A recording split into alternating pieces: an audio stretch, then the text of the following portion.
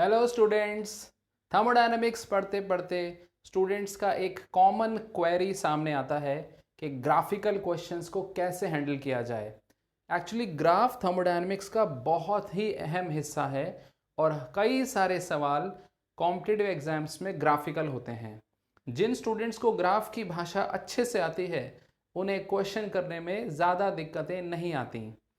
हमने स्टूडेंट्स के लिए एक ऐसा इलस्ट्रेशन सेलेक्ट किया है जिसमें ग्राफ में कई थर्मोडायनेमिक प्रोसेसेस हो सकते हैं और किस तरह से खूब सारे पैरामीटर्स वो अपनी मर्जी के अनुसार निकाल सकते हैं without any confusion. So let's take a graphical question today. Question की लैंग्वेज कुछ इस प्रकार होगी। There is a sample of n mole ideal gas जिसकी एटॉमिसिटी इन्होंने गामा के रूप में दी है। आप देख सकते हैं गामा इज 5/3 यानी it is monoatomic ideal gas. So there is n mole monoatomic ideal gas which undergoes through a cyclic process. हमने क्वेश्चन को स्मूथ और इफेक्टिव बनाने के लिए इसमें साइक्लिक प्रोसेस डाल दिया। Starting from A it goes to B. You can identify this is reversible isobaric. Then from B it goes to C. You can see it is reversible isochoric. और तीसरा है C से A reversible isothermal. ऐसा question की language में mention है। अब हम क्या करते हैं, इसमें जितने भी थर्मोडायनामिक पैरामीटर्स हमें अपने सिलेबस में पढ़ने को मिलते हैं, work, heat, internal energy change, enthalpy change etcetera, उन सब को आज हम डिटरमाइन कर लेंगे और इसके सारे पहलुओं को अच्छी तरह समझ लेंगे।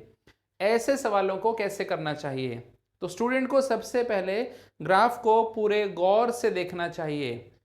स्टूडेंट्स, थर्मोडायनेमिक्स के ग्राफिकल क्वेश्चन में एक बात याद रखिएगा, ऐसे क्वेश्चंस में मोल्स ऑफ गैस चेंज नहीं होता। जनरली गैस का अमाउंट फिक्स रखा जाता है, यानी सारा खेल सिर्फ 3 पैरामीटर्स का है, प्रेशर, वॉल्यूम और टेम्परेचर। तो स्टूडेंट को सबसे पहले ग्राफ के इंपॉर्टेंट पॉइंट्स के ऊपर ये तीनों चीज पता लगा लेनी चाहिए।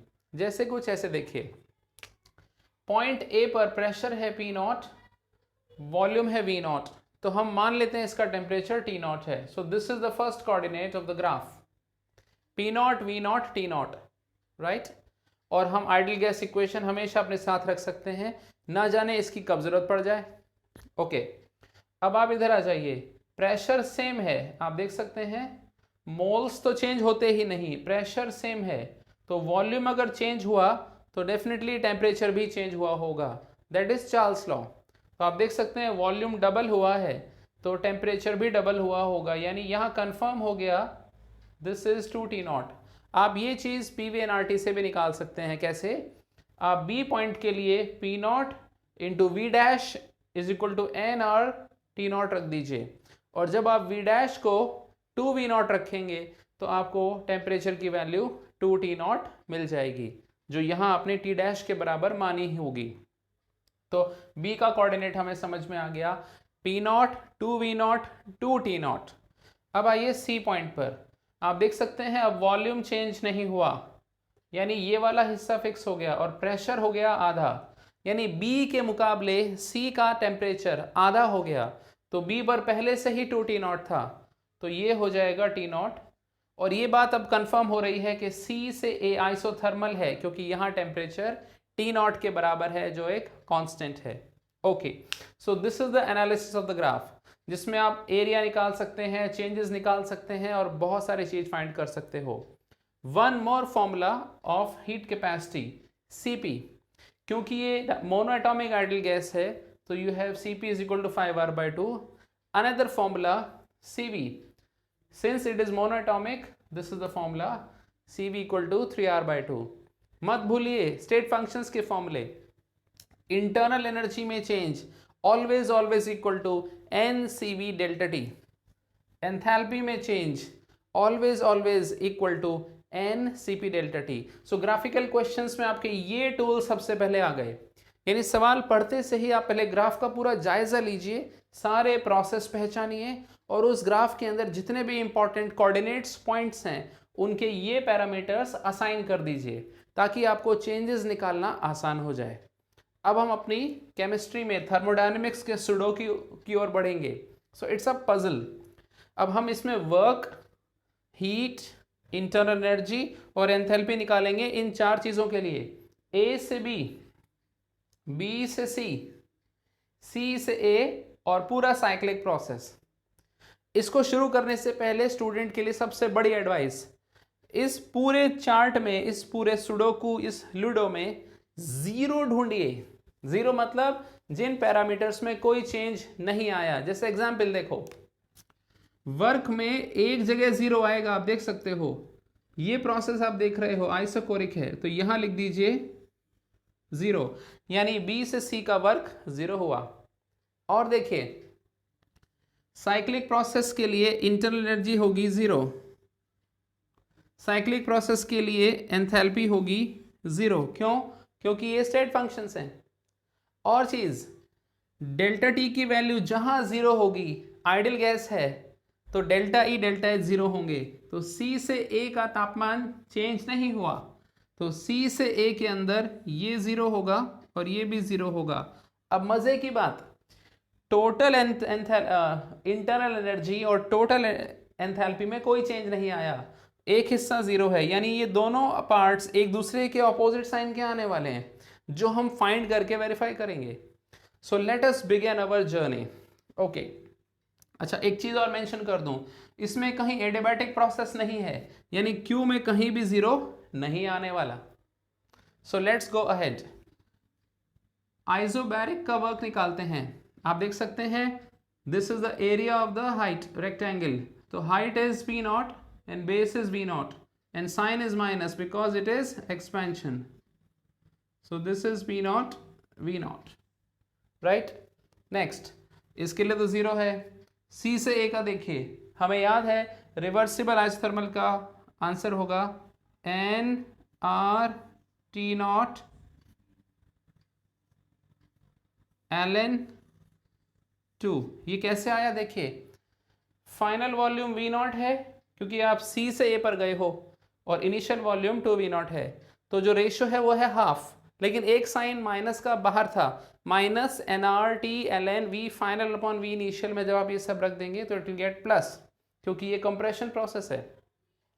अब आप ये पूरा ऐड करके यहाँ जोड़ दीजिए, सो यू विल गेट, आप P नॉट V नॉट की जगह nRT नॉट यूज कर सकते हैं, so you will get this nRT not bracket ln 2 minus 1, this is the work. Okay, अब एक चीज देखिए, हम फर्स्ट लॉ यूज करने वाले हैं। ओवरऑल इंटरनल एनर्जी जीरो है, यानी overall work plus overall heat zero हो जाएगा, यानी इसका साइन इससे उल्टा आएगा, तो इसकी वैल्यू आ रही है nRT not 1 minus ln 2। This is from first law of thermodynamics. अब हम Q की वैल्यू फाइंड करेंगे ए बी प्रोसेस के लिए, तो ये है आइसोबैरिक, तो फॉर्मूला लगेगा n Cp delta T। Cp है 5r/2, तो ये हो जाएगा n 5r/2। अब टेम्परेचर चेंज देखिए, 2T not minus T not, so this is, अब A और B के लिए B और C के लिए फाइंड करेंगे। आइसोकोरिक प्रोसेस है, टेम्परेचर घट रहा है, आइसोकोरिक के लिए ये वाली हीट कैपेसिटी लगेगी, तो माइनस साइन कैसे, T not minus 2T not is minus T not, so it will be minus n 3r/2 T not. और ये चीज आप यहां से वेरीफाई कर सकते हो, इंटरनल एनर्जी जीरो है तो ये इसका ऑपोजिट हुआ, तो this is minus nRT not ln 2। कितना आसान है इस सुडोकू को सॉल्व करना, अब कितना आसान हो गया, क्योंकि हमें कुछ जीरो पता चल गए। अब इंटरनल एनर्जी में, इंटरनल एनर्जी का फॉर्मूला हमेशा NCV डेल्टा T होगा, जो इसके बराबर आने वाला है, तो यहां से यहां तक का टेम्परेचर डिफरेंस है T नॉट, और CV की वैल्यू है 3r/2, तो this is n 3r/2 T not. अब देखिए यहां से यहां तक आप टेम्परेचर डिफरेंस देखो minus T not, so again CV use होगी, लेकिन ऑल्टरनेट तरीका, ये पूरा जीरो है, ये हिस्सा जीरो है, तो ये इसका उल्टा हुआ, so this is minus n 3r/2 T not. अब एंथैल्पी में आ जाइए, बिल्कुल ऐसा ही फॉर्मूला Cp के लिए लगेगा, n 5r/2 T0। ये टोटल जीरो है, ये वाला हिस्सा जीरो है, आप चाहो तो यहां से भी कर सकते हो। Temperature difference is -T0, so this is opposite -n 5r/2 into T0। अब आप जहां चाहे क्वेश्चन में nr T0 की जगह P0 V0 यूज कर लो, P0 V0 का कोई डेटा दिया हो वो यूज कर लो, इसे जूल में कन्वर्ट कर लो, इसे कैलोरी में कन्वर्ट कर सकते हो। This is amazing. यानी ग्राफ को सॉल्व करने का महामंत्र सीख लीजिए। पहले ग्राफ का जायजा लीजिए, सारे कोऑर्डिनेट्स के वैल्यूज पता लगाइए, सबके डिफरेंसेस पता लगाइए और स्टैंडर्ड फॉर्मूला यूज करिए, और सबसे पहले पहचान लीजिए कहाँ है zeros. Right, enjoy the learning.